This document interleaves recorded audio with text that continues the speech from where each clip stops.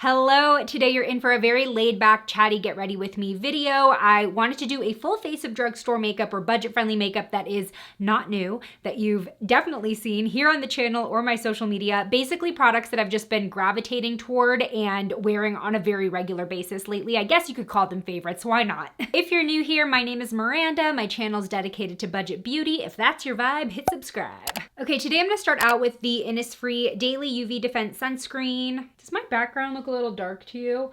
My twinkle lights actually died after, I think it's been 5 years since I started using them. And I just kind of wanted to see what the vibe would be without them. It's looking kind of dark and bland. This is one of my favorite go-to sunscreens when I don't want to add like a glowy base, which is what the e.l.f. Whoa Glow sunscreen does. And even though it's not necessarily labeled a primer, it definitely sits really well under my makeup. And to be honest, I feel like it makes my makeup look smooth. But before foundation, I am gonna go into concealer, and my most used concealer lately has been the ColourPop Pretty Fresh concealer. Mine is so well loved that literally the label, it used to say Pretty Fresh right here, it doesn't anymore.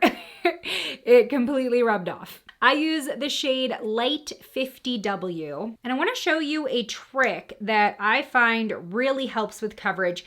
It's called marinating your concealer. So basically I'm just gonna go straight over these little red dots that have appeared on my forehead.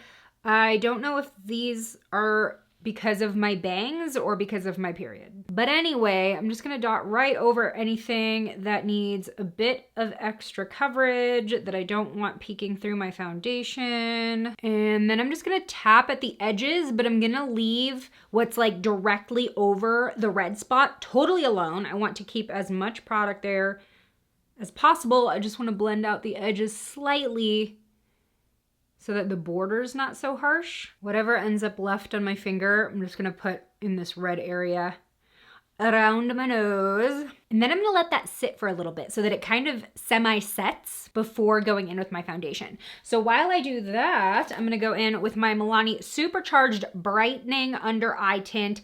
Love this for these dark circles that are getting darker by the day. Actually, believe it or not, I don't know if y'all like follow me on Instagram, but I have finally found a pillow that works for me. So backstory, I'm Goldilocks and literally I've been searching for that just right pillow for myself probably over the past year and a half. I've tried so many of like the viral pillows like Pillow Cube and Sutera, and sometimes they'll work out for a little bit and then they'll just get really uncomfortable after a while, or just immediately I'm like, this is a gimmick. And I finally went ahead and tried the purple pillow, and it's like their normal like purple Harmony pillow, which is like the purple grid. And I really liked it, but the low was too low for me because it was fine for when I was on my side, but when I was on my back, I didn't feel like I was getting support. And then the medium was perfect on my side, but too high for on my back. So I was like, oh my God, this sucks, because it was so close to being perfect.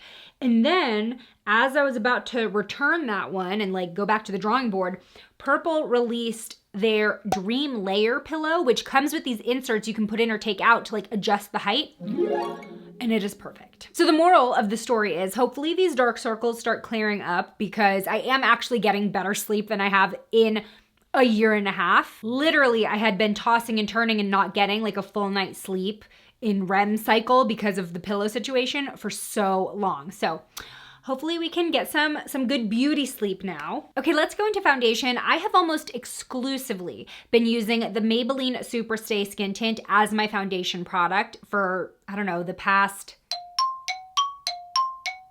6 months, I wanna say. Zoom you in.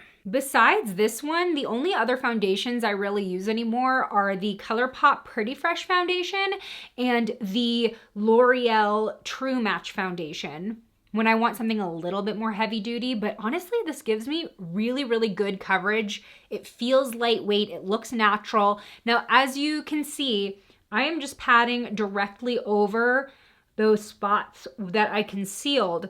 And I feel like letting that concealer set before going in with foundation maximizes the amount of coverage that I can get. Because if you go straight in while the concealer is still pretty wet, it's more likely that you're going to pick up the concealer as you're blending out your foundation and move it around and off the spot you're trying to conceal. So this little marinating concealer trick has been a go-to of mine. And I also find doing this helps the coverage last longer too. But anyway, this has definitely been my go-to. I mean, like, that is at least medium full with one layer. Oh, also my shade is 118, which used to be slightly too light for me, but I think now after winter, it's like perfect. Great snack break.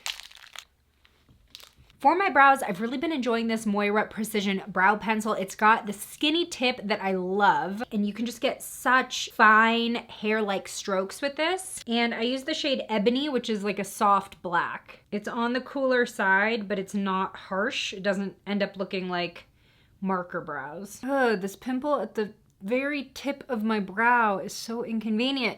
How do I blend around you? I am getting a chemical peel tomorrow, which I'm so excited about. I got a facial a month ago, and she kind of wanted to do a chemical peel because I told her I wanted to target my hyperpigmentation and texture, and the only reason we couldn't is because I had been using retinol consistently. So she said if I could stop using retinol for a few weeks, I could come back and do a chemical peel. So I just stopped that day just to be on the safe side because I do have sensitive skin. And tomorrow I go in for the chemical peel, which I'm hoping really helps lighten up some of my stubborn hyperpigmentation that I haven't been able to really tackle at home. Like this, you can kind of see through. That's not even just hyperpigmentation. That's like actual scarring. I'm really hoping that we can lighten that up a little bit. By the way, I'm using the Moira Waterproof Peptide Eyeshadow Primer. I've been liking this one more, than the Milani Eyeshadow Primer, only because it's a little bit more hydrating. And in the winter, I get random like patches of eczema, sometimes around my eyes or just like texture. And there are some times where the Milani one really brings that out. And this one just kind of smooths over any texture that I'm experiencing. So that's why I've been reaching for this one a little bit more than the Milani one in the past like 3-ish weeks. I think today I want to do another peach eyeshadow look using the ColourPop Peach Out palette. I did share a look with this a few YouTube shorts ago, but the 2024 color of the year is called Peach Fuzz, and it's basically close to this shade right here. It's kind of like a yellowy peachy shade, but I love that this palette has a good balance between like the yellow neutral peaches and the more pink peaches. I'm gonna start by going into Gal Pal, which is this matte medium peach. Now let me tell y'all the reason why I wanted to do this type of video, just kind of resharing products that I love that are not necessarily like the hottest new thing at the drugstore. I've got to be honest with you, I have felt a little bit of a disconnection recently with beauty content on social media because so much of it lately is solely focusing on here's the newest and hottest XYZ. Here's why you should go buy this one right now because it's brand new. Forget whatever else you own. Tapping into Not So Basic. And I know that definitely sounds ironic coming from a beauty content creator like myself, where this is my full-time job. Oh, that is gorgeous. Anyway, this is my full-time job, and I know a huge part of that job is testing new products and sharing whether or not they're worth it. And that's always been my goal, particularly with budget and drugstore beauty, because when I started this channel in 2012, it was a lot more hit or miss in terms of quality at the drugstore. Things have gotten way better since then. But my goal is always to really parse down your options and share what's the best of the best, you know? Like what products are giving high end without the high end price tag. But as a consumer and as someone who uses social media also just for fun, not just for work, I find myself overwhelmed by the amount of newness and pushing, going out and buying something new for the trend. And so I'm having this like internal struggle because I love what I do. I love testing products and getting excited about a new product and, you know, adding new colors to my collection, etc. Okay, I'm gonna go into On Vacay now. I love this shade. I'm just blending these two together and they look so beautiful. So lately I've just been trying to find that balance of like testing new products and sharing my opinions on them, but also not necessarily pushing always going out and getting the latest and greatest, you know what I mean? And then on the flip side, sometimes I feel really boring when I keep using the same products and looks where I'm like, oh my God, they're gonna get so annoyed that I only talk about this one highlighter when it's genuinely the one that I use the most. And maybe that's just me overthinking, maybe that's just my anxiety. But yeah, I just wanted to kind of talk about where my head has been at with that, because I want to shift some of my content and do more like inspo videos and stuff that aren't necessarily like, here's this cool product I found. I want there to be more of a balance. I am loving how these two shades have blended together. See, and like, this is what I love about makeup and kind of miss about the video format that used to be popular on YouTube or social media. Like, just getting creative and doing looks, and like, how many people held on to their naked palettes for dear life and were doing tutorials with the naked palette for like 3 or 4 years. You know what I mean? Like, that doesn't happen now. And that's why I want to like normalize reusing products in social media content. I'm going to highlight with Juice Box. I love that. This is a little tip that I actually learned from you all. A few of you had commented this in a video where I was complaining about how inner corner highlights always look weird on me because of just the shape of my eye. I have like a crease that starts right at my inner corner. So every time I just try to dot highlight right on my tear duct, it always looked crowded and weird.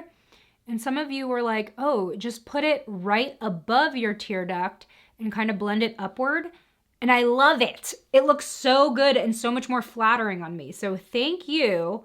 And I love that I can learn tips from y'all, because this is not a one-way relationship. But I would love to know your thoughts on kind of the state of beauty content on social media, because it really is all about what y'all want. Like, do you want and enjoy seeing review after review after review of new products? Or do you prefer a mix of like inspo to review? I'm gonna do some shadow liner with Go Getter here. Now I wanna be very clear.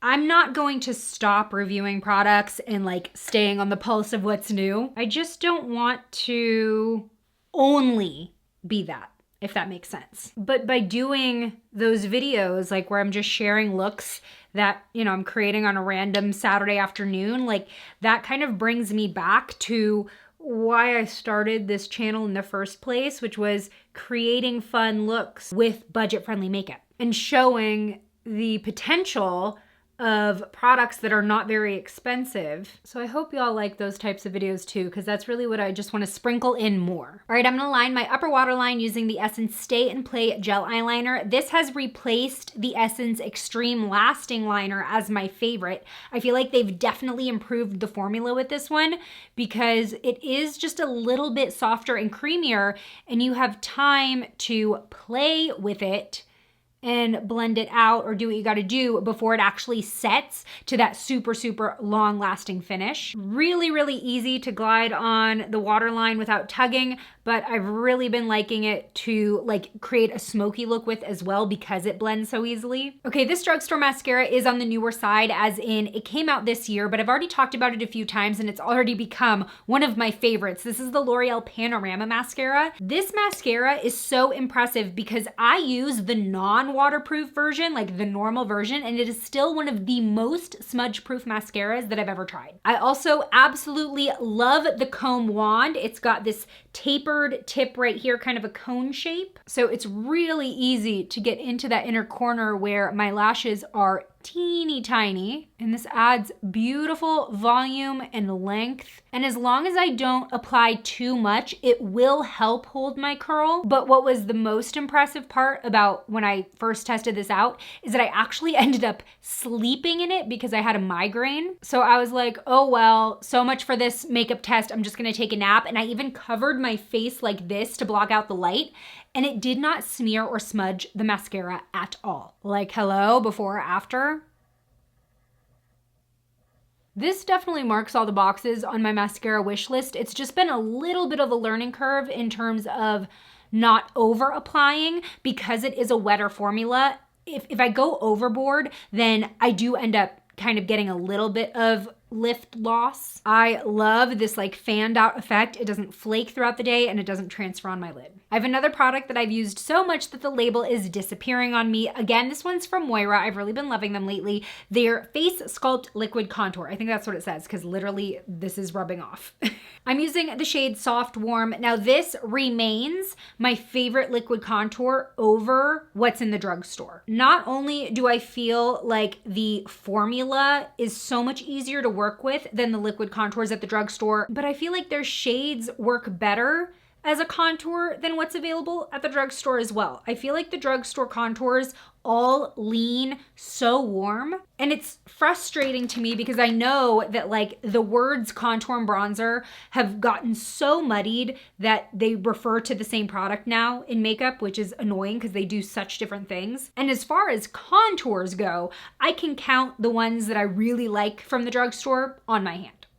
Absolutely less than 5. But with this, I feel like it actually sculpts the face without adding overly warm tones to your complexion. Even though it's called Soft Warm, it's actually pretty neutral on my skin tone. Now, aside from the shade, the reason why I like this formula so well is that it really is thinner. Oops. I was saying it's thinner than some liquid contours that I've used from the drugstore.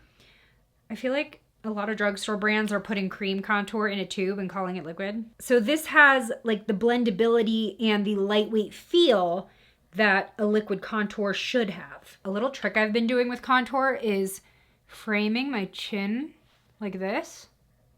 I feel like it slims my face down a lot. I just kind of blend it back and down. And you obviously want to make sure that there's nothing too harsh right here. I think that ends up like shaping and kind of lifting my jaw as well. Okay, I'm gonna do something super sacrilege and mix powders with creams. I've been using the color.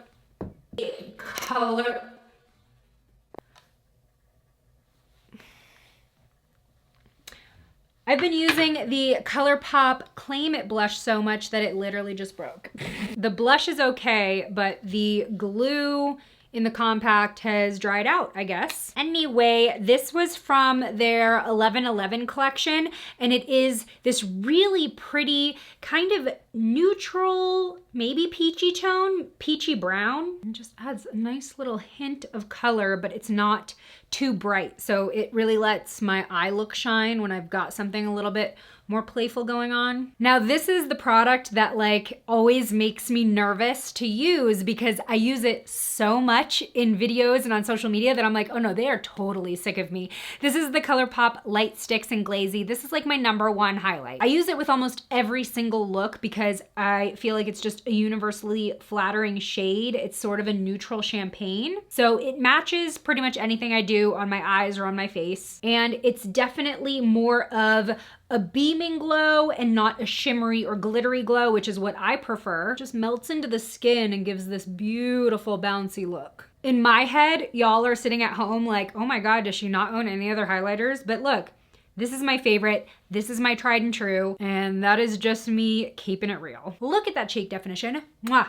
All right, you wanna know my most used drugstore lip product recently? This may be a surprise, but it's actually a tinted lip balm from CoverGirl. This is their Clean Fresh Tinted Lip Balm in Bliss You Berry. I have said before that this is very, very similar to Clinique Black Honey. It just feels so good on the lips, and it gives you a decent amount of color that lasts. I don't know how it works, but this shade like matches any look that I wear. What is this sorcery? I don't know, but this is definitely a purse lippy for me. I am always carrying this around. Okay, the last thing I'm gonna say in this totally chaotic video where I have done a Chatty Get Ready With Me, a State of the Union on beauty content and pillow reviews.